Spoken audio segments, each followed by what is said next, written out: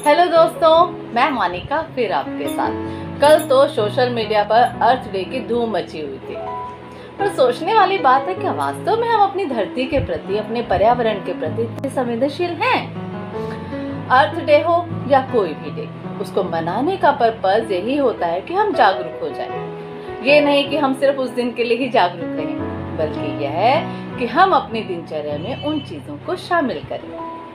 इसी से रिलेटेड एक कहानी सुनाती हूँ, सुनिएगा। माँ देखो देखो, ये कबूतर पंख फड़फड़ा कर सारा पानी उछाल उछाल रहा है और इसने सारा कीचड़ कर दिया है। माँ बोली, रोज भगाती हूँ, जब देखो तब चले आते हैं ये चिड़िया, तोता, गिलहरी, मौका लगते ही फल और डाले सब कुतर देते हैं। अब तो चारों तरफ जाल लगवा देंगे। मुकुल भी बड़ा सा बांस लेकर पक्षी और गिलहरियों को खदेड़ने में लग गया। रात हुई।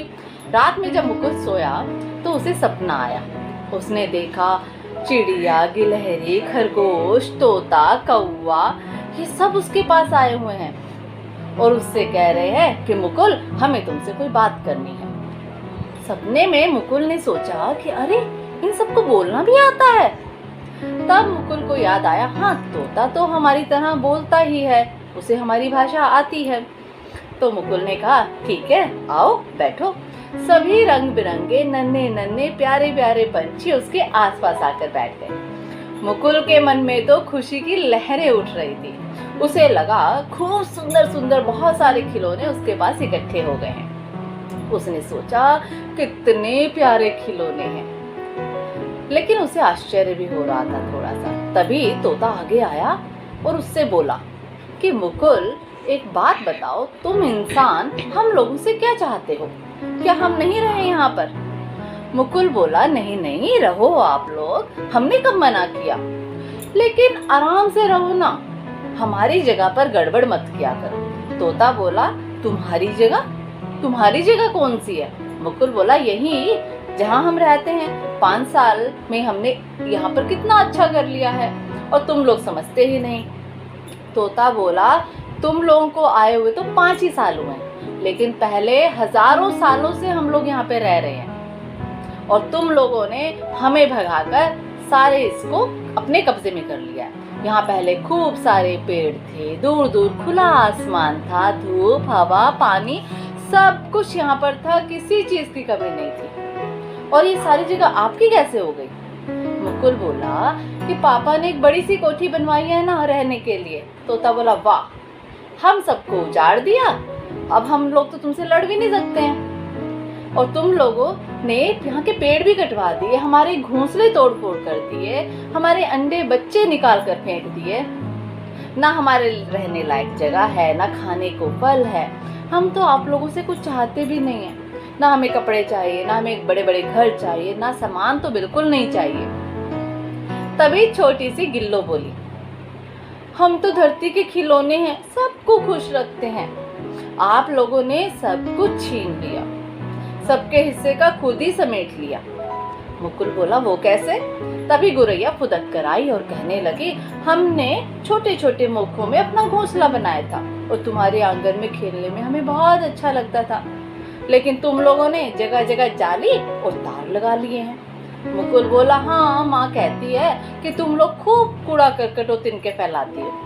नन्ही चिड़िया बोली, अपना तो घर तुम बढ़ाते जा रहे हो और हमारा जो छोटा सा घोंसला है हमें उसमें भी नहीं रहने दे रहे। मुकुल अपना सिर झुकाए सब कुछ सुन रहा था, लेकिन समझ नहीं पा रहा था कि क्या उत्तर दे। तभी गिलहरी बोल पड़ी, तुम लोग देखो कितना सामान रखते हो, कितनी गंदगी फैलाते हो, जगह जगह थूकते हो, ना जाने क्या क्या करते रहते हो। अब नन्हा खरगोश भी पीछे ना रहा, वो भी बोला, ओहो, आखिर भगवान ने आप इंसानों को एक साथ मिलकर रहने की अक्ल क्यों नहीं दी है? बड़े स्वार्थी लोग हो आप और बहुत लालची भी। हम लोग तो थोड़ी सी जगह में गुजर कर लेते हैं और तुम लोग 4 जनों के लिए भी कितनी जगह लेते हो और तब भी तुम्हारा मन नहीं भरता। अब हमारे लिए ना तो नदी का पानी पीने लायक रहा, सब गंदगी बह बह कर उसमें आती रहती है, हवा में भी गंदगी फैल गई है। तभी कौवा बोला, ये धरती माँ का दुलार हम सब प्राणियों के लिए है। हमारे ना होने पर भी आप लोगों का रहना कितना कठिन हो जाएगा। आप लोग इस बात को समझते नहीं हैं। तभी मुकुल को याद आया कि इस धरती के लिए पेड़ पौधे, जीव जंतु सभी बहुत ज्यादा उपयोगी हैं। इतने में उसकी नींद खुल गई और उसका सपना टूट गया। लेकिन उसे सारा सपना याद था। उसे समझ आया कि धरती एक परिवार है और हम सभी जीव जंतु, मनुष्य, पशु पक्षी, पेड़ पौधे एक दूसरे पर निर्भर हैं।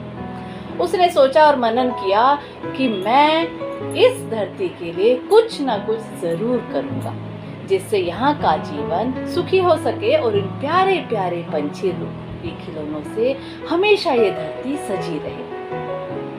दोस्तों, कहानी तो बस इतनी सी ही थी कि हम सभी जीव इस धरती का श्रृंगार हैं और इस धरती को सजाने में हम हमेशा अपना योगदान देंगे और इस बात को हमेशा याद भी रखेंगे। ठीक है? Bye bye and take care.